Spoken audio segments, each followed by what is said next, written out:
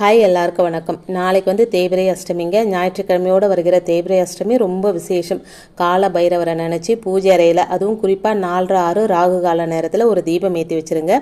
அதுக்கப்புறம் ஒரு தாம்பாள தட்டை வச்சுருங்க. அந்த தாம்பாள தட்டில் சிவப்பு கலர் துணியை விரிச்சிட்டு அதில் வந்து 8 ரூபாய் நாணயத்தை வச்சுக்கோங்க.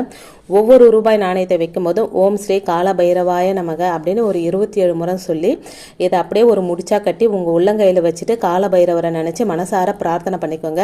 கடன் சுமை குறையணும், பண கஷ்டம் தீரணும், கண் திருஷ்டியெல்லாம் போகணும் அப்படின்னு பிரார்த்தனை பண்ணி அதை அப்படியே கொண்டு போய் நீங்கள் பீரோவில் பணம் எங்கே வைக்கிறீங்களோ அந்த இடத்துல வச்சுருங்க. அடுத்த தேய்பிறை அஷ்டமி வரைக்கும் அப்படியே இருக்கட்டும்.